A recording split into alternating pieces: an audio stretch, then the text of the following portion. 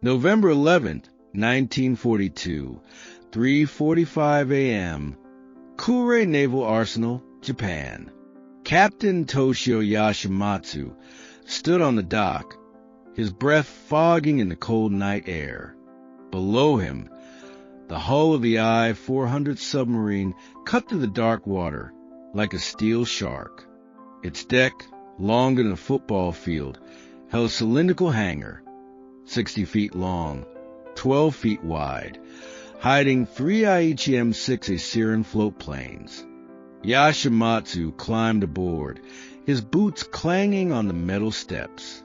Inside the hangar, mechanics checked the plane's wings, folded tight to fit.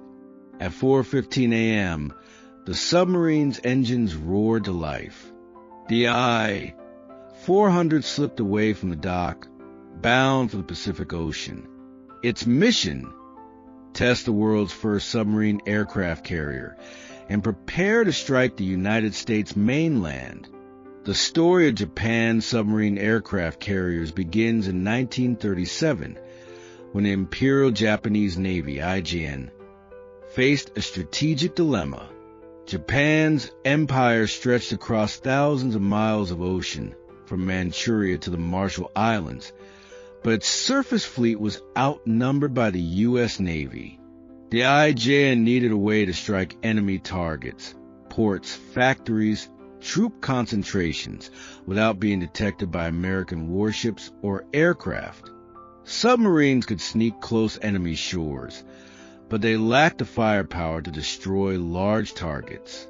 Aircraft could carry bombs, but they had limited range.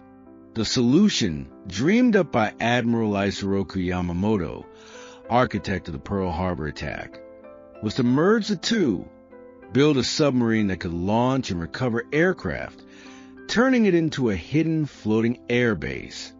Yamamoto's vision was bold. A submarine aircraft carrier could lurk underwater for weeks, slipping past enemy defenses to launch planes at targets 300 miles inland. After the attack, the planes would land on the water, be retrieved by the submarine and stowed away, leaving no trace of the attacker. The IJN's Naval General Staff was skeptical at first. Submarines were designed for stealth, not carrying aircraft. Planes needed runways to take off, something a submarine couldn't provide. But Yamamoto persisted, arguing that the project would give Japan a decisive weapon to win the war. In 1939, the IJN approved funding for a prototype, codenamed Project Z, the Hidden Empire Project, and assigned it to the Kure Naval Arsenal, Japan's most advanced shipyard. The first challenge was designing the submarine. A standard IJN submarine, like the I-15 class, was 250 feet long and weighed 2,000 tons. To carry aircraft, the new submarine needed to be much larger. The team at Kure settled on a design 400 feet long, displacing 6,500 tons, 3 times the size of a standard submarine. Its hull was double-layered, with an inner hull for crew quarters and an outer hull for fuel and ballast tanks.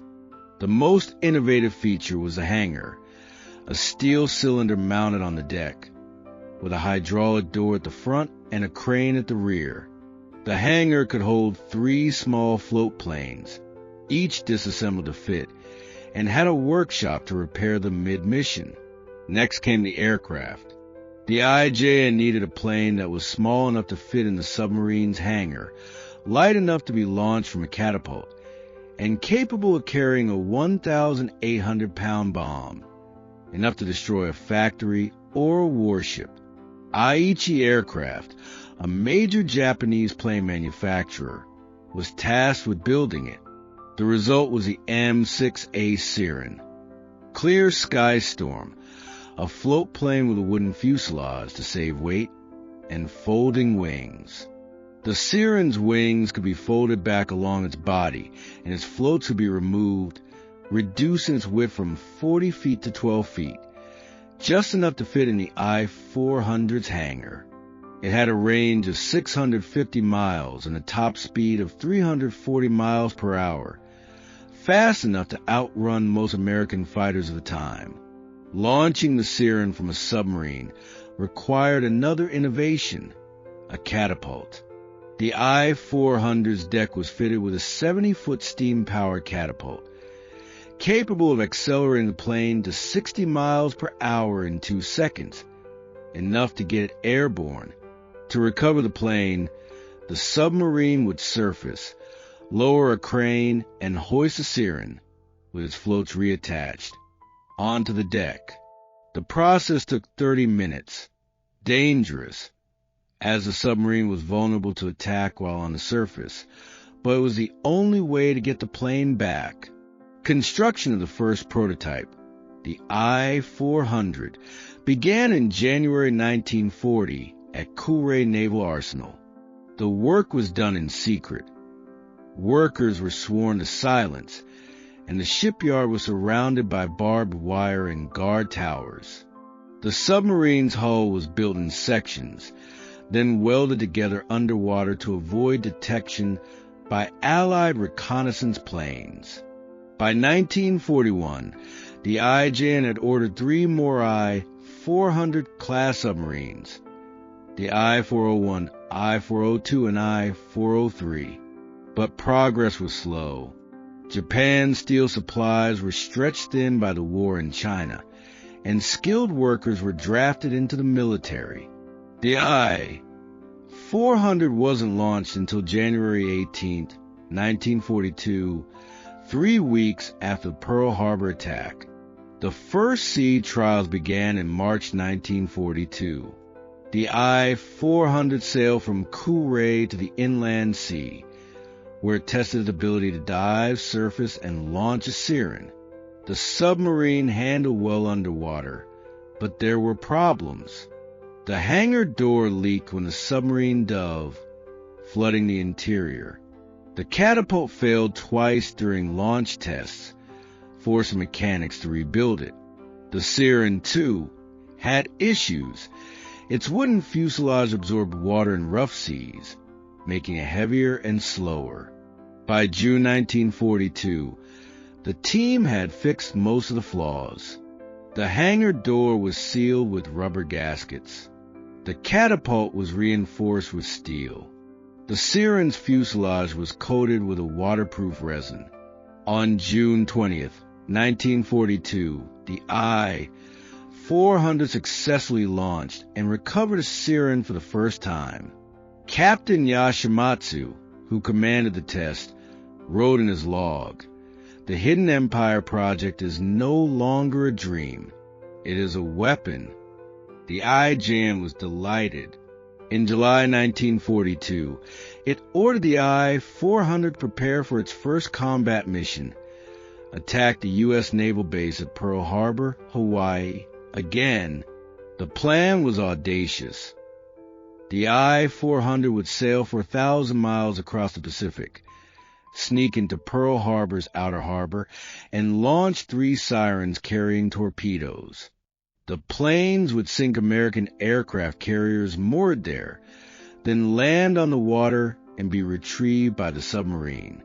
But the mission was canceled in August 1942 after the Battle of Midway. Japan had lost 4 aircraft carriers at Midway, and the IJN needed the I-400 to defend the Solomon Islands instead. The I-400's first combat deployment came in November 1942. During the Battle of Guadalcanal, the submarine was ordered to launch Sirens to reconnoiter American positions on the island. On November 15, 1942, the I-400 surfaced 200 miles from Guadalcanal, launched 2 Sirens, and submerged. The planes flew over the island, taking photos of American troop concentrations and airfields. They landed safely on the water, were retrieved by the submarine, and the I-400 slipped away undetected. The mission was a success. The photos helped the IJN plan a counterattack, but revealed a flaw. The Siren's range was too short. To reach Guadalcanal, the submarine had to surface within 200 miles of the island, putting it at risk of being spotted by American patrol planes. The team at Kure set to work improving the Siren. They added extra fuel tanks, extending its range to 800 miles. They also replaced the wooden fuselage with aluminum, making it lighter and more waterproof. The I-401, launched in September 1942, was fitted with the improved sirens and a longer catapult. Its first mission, in January 1943, was to reconnoiter the U.S. base at Fiji. The I-401 sailed 5,000 miles across the Pacific, surfaced 300 miles from Fiji, and launched 2 sirens. The planes flew over the base, took photos of American warships, and returned safely. This time, the submarine wasn't detected. The IJN's Naval General Staff declared the submarine aircraft carrier combat ready. If you found this interesting, give it a thumbs up to show your support. Drop a wonderful in the comments to let me know you're still with me. Stick around till the end, because I reveal 3 mind-blowing facts you won't want to miss. Haven't followed yet? Hit that follow button so you won't miss our next deep dive. Trust me, the best is yet to come. By mid-1943, Japan's war effort was faltering. American forces had captured Guadalcanal and were advancing through the Solomon Islands.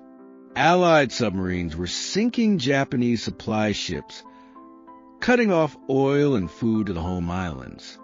The IJN needed a game-changing attack to turn the tide, and it turned to the I-400 class submarines. The plan, codenamed Operation Ikari Light, was to attack the Panama Canal. The Panama Canal was critical to the U.S. war effort. It allowed American warships to move from the Atlantic to the Pacific in days, instead of weeks. If the canal's locks could be destroyed, the U.S. Navy would be split in 2. Operation Ikari called for 3 I-400 class submarines, the I-400, I-401, and I-402, to sail to the Gulf of Panama, launch 9 sirens carrying bombs, and destroy the Miraflores locks. The sirens would be modified to carry 2,000-pound armor-piercing bombs, capable of breaking through the lock's concrete walls. After the attack, the submarines would sail to Japan, then be refitted for another mission, attacking New York City. Preparations began in January 1944. The I-400 and I-401 were modified to carry extra fuel, extending their range to 30,000 miles, enough to sail around the world. The sirens were fitted with new bomb racks and radar jammers to avoid detection. The crews, handpicked for their experience, trained for months in the inland sea, practicing launching and recovering sirens in rough weather. By March 1944, the submarines were ready. They were scheduled to sail in May 1944, with the attack on the Panama Canal set for July. But fate intervened. In June 1944, the U.S. Navy launched Operation Forager, invading the Mariana Islands. The IJN was forced to divert the I-400 and I-401 to defend the Marianas. The submarines arrived too late. The U.S. had already captured Saipan and Tinian, and they returned to Japan empty-handed. Operation Hikari was canceled. The IJN now had a new priority: defend the home islands from an impending American invasion. The I-400 class submarines were reassigned to Operation Kikisui, Floating Chrysanthemum, a series of kamikaze attacks on American ships off Okinawa. But the submarines were not designed for kamikaze missions. Instead, The IJN ordered them to launch sirens loaded with bombs at American aircraft carriers. On April 1, 1945, the I-401 sailed from Kure to Okinawa. It surfaced 250 miles from the island on April 15th, launched 2 sirens, and submerged. The sirens attacked a U.S. aircraft carrier task force, but both were shot down by American fighters. The I-401 escaped, but the mission was a failure. By May 1945, Japan's situation was desperate. American bombers were pounding Tokyo and other cities. The U.S. Navy had blockaded Japan, cutting off all supplies. The IJN had only 2 operational I-400 class submarines, the I-400 I-401. The I-402 had been sunk by an American destroyer in March 1945. The I-403 was still under construction, with no hope of being completed before the war ended. The IJN's last plan for the I-400 and I-401 was Operation Ayrshire Storm, attacking San Francisco with biological weapons. The sirens would drop bombs filled with anthrax and plague bacteria, killing civilians and spreading panic. But the plan was abandoned when Japan's top microbiologist, Dr. Shiro Ishii, warned that the bacteria could spread to Japan via wind currents. On August 15, 1945, Japan surrendered. The I-400 and I-401 were at sea, bound for Japan. Their captains received orders to scuttle the submarines to prevent them from falling into American hands. On August 26, 1945, the I-400 sank its sirens, opened its ballast tanks, and slipped beneath the waves 100 miles off the coast of Japan. The I-401 followed suit the next day. The Hidden Empire project was over.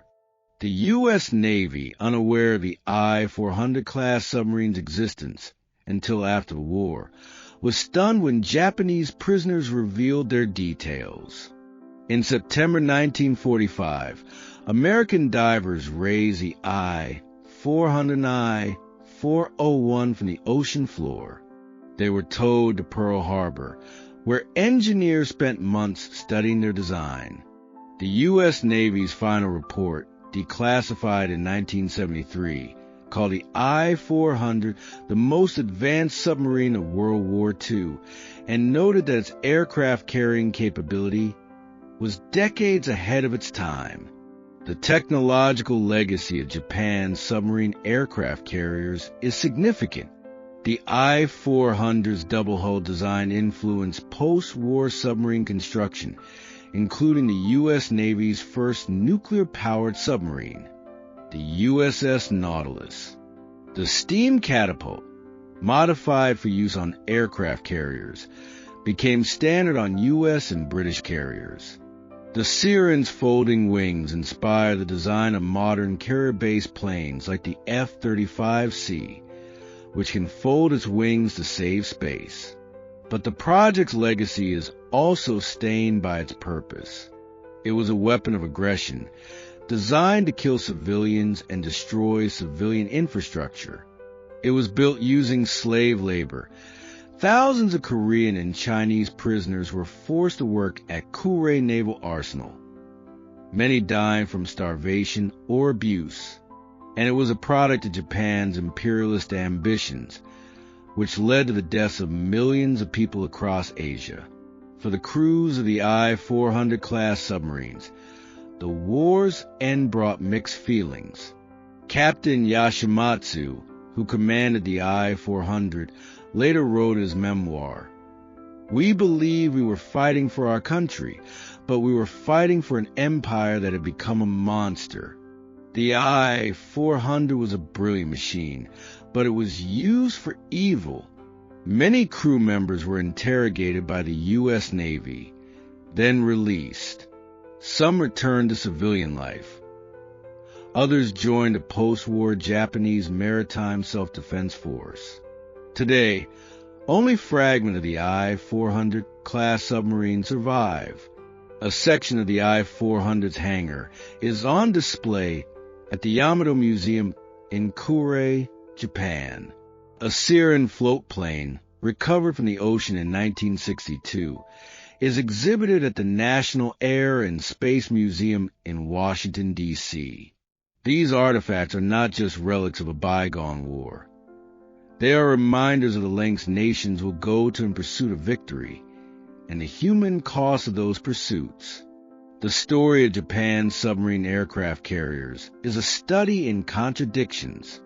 It was a technological marvel, built by brilliant engineers working with limited resources. It was a military failure, never achieving its goal of striking the U.S. mainland. It was a symbol of Japan's imperialist ambition and a reminder of the war's horrors. But above all, it was a testament to human ingenuity, for better or worse. As we look back on World War II, the I-400 class submarines are often overlooked. They are overshadowed by more famous weapons, the atomic bomb, the V-2 rocket, the aircraft carrier. But they deserve to be remembered. They were the first submarine aircraft carriers, a concept that would take decades to be fully realized. Modern submarines can launch drones, a direct ascent of the I-400 sirens.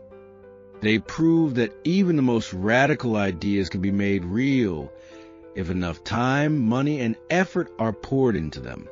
On a cold November night in 1942, the I-400 slipped away from Kure Naval Arsenal, bound for the Pacific. It was a hidden weapon, a symbol of Japan's hope to rule the waves. It never fulfilled that hope, but it did change the course of submarine and aircraft design. It was a machine ahead of its time, born into a war that would soon end Japan's empire. And in that, it tells us something about the nature of war, that even the most advanced weapons can't save a nation from the consequences of its actions. The Hidden Empire project is gone now, but its influence lives on. Every time a modern submarine launches a drone, every time a carrier-based plane folds its wings, every time a submarine dives beneath the waves with secret cargo, we see a little bit of the I-400. It was a weapon of war, but it was also a step forward in technology. And in that, it reminds us that innovation is a double-edged sword. It can be used to heal or to harm, to build or to destroy. The choice, as always, is ours.